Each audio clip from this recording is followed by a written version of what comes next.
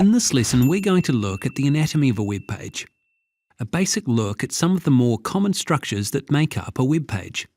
Even if you're not writing your HTML by hand, it's important to be able to recognize some of these things, particularly when you come to do your search engine optimization. Let's start right at the top. The doc type declaration at the start of a web page is usually an instruction to tell a web browser what version of HTML it's written in. It used to be that you would read something like this. Fortunately, these days HTML has been simplified a little, and all you have to do to write in that doc type declaration is this. Okay, when you make a web page, it will always include these two HTML tags. They wrap around pretty much everything else on your page to say, this is HTML. Let's look at the header section. This part of the page is invisible when you look at the page in a browser, but provides the browser and the search engines with information about your page. Most importantly, it houses your title and your meta tags.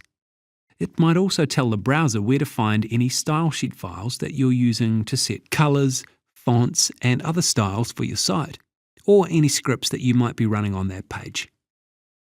The page title. What you put in between your title tags is the text that you want to appear at the top of your window when you look at it on your web page. A lot of people neglect this when they build their pages. This is frequently the clickable text that ends up appearing in your search listing for the search engines as well, so it's a good idea to put a couple of your keywords into your title tags. For instance, look at these. Meta tags. These also go inside your head section. They're meant to supply information to the search engines about how you want your page to be indexed. For instance, what the keywords are for your page, what description you want used in the search engine listing, whether you want your page to be cached, etc.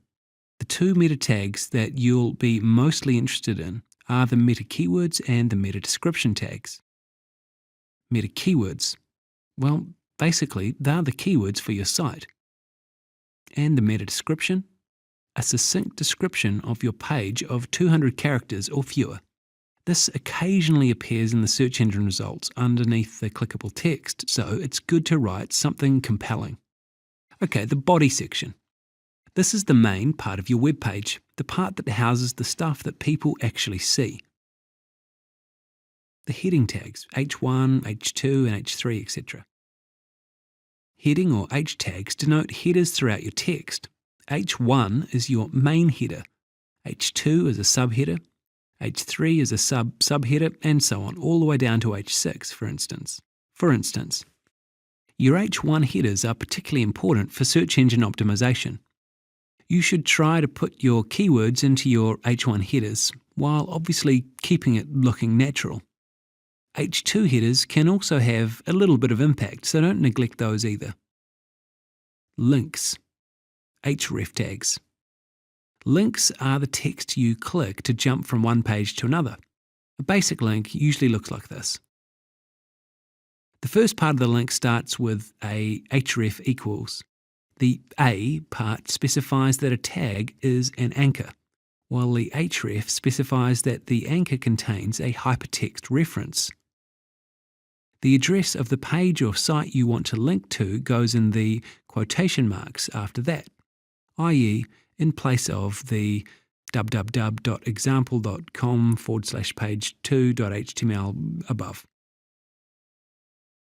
The second part of the link is the text or image that you want your visitors to see. It can be plain text like we have above, or it can be an image. The third part of the link is what closes the link, and always looks like this. If you don't close the link, you may find your entire page turns into one giant link. Okay, images. The HTML for inserting an image into your page generally looks like this. IMG says that this is where you're putting an image. SRC, short for source, tells the browser where the image actually is. And the equals and the rest of this is the actual location of the image. There is some extra information that you can insert into your image tag. Height and width. These are fairly self-explanatory. You can specify the height and the width of the image in pixels. So, for example, it could look like this. This is useful because it tells the browser how much space to leave for images when it's rendering the page. This is good if you have lots of images, or really big images that take a while to load. Otherwise, your readers may find the text they're reading on the page is leaping around all over the place while the images on the page load. You can also resize images using the height and width values, but this isn't recommended. Not only will your images end up distorted, but your viewers still have to download the whole image in its full-size glory, and it will still just take as long to load. It's just made to appear smaller. Alt, which is short for alternative text, this is the text that is displayed if for some reason the image doesn't load. The alt text is important for these reasons. Accessibility.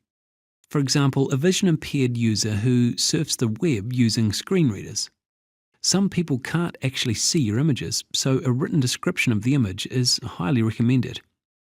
Anyone surfing the web with images turned off.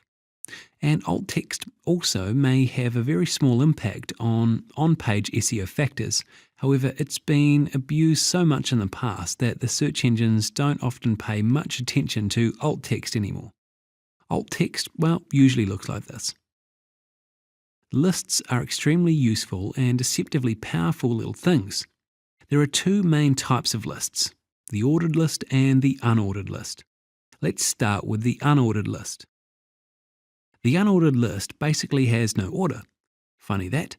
Each item has the same type of bullet. You can also have indented lists, like so.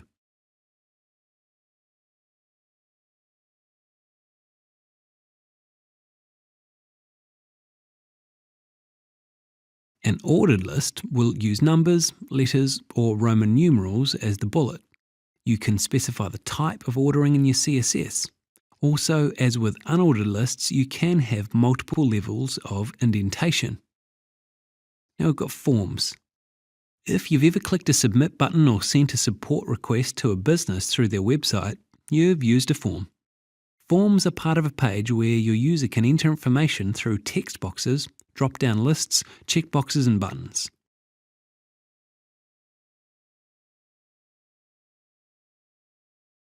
Form and \form opens and closes the form.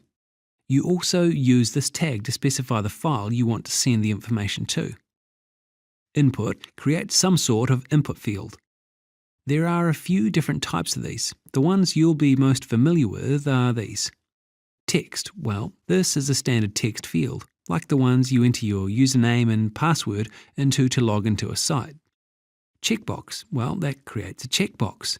Your users can tick as many of these checkboxes as they like. Radio, well, this one is like a checkbox, but it's round and users can only choose one option. Not many people are both female and male. Submit, well, this creates the submit button. And basic text formatting tags. These are some other tags you will encounter inside your HTML. P and close P. Well, you might have already encountered these tags in previous lessons. They are paragraph tags that wrap, unsurprisingly, around paragraphs.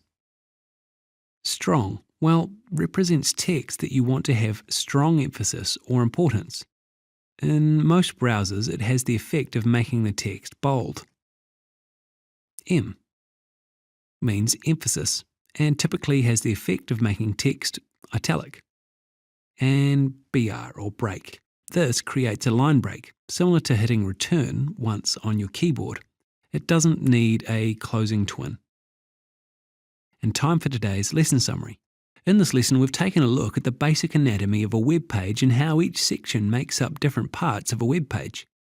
The areas we looked at included the doc type HTML, opening and closing HTML, the header section or head section, the page title or title tags, meta tags, the body section, the heading tags H1, H2 and H3, etc., all the way down to H6, links, images, lists, forms, and basic text formatting tags. Anyway, That's a lot to get your head around, and it's all we've got time for. Thanks so much for watching, and I look forward to seeing you again soon. Bye for now.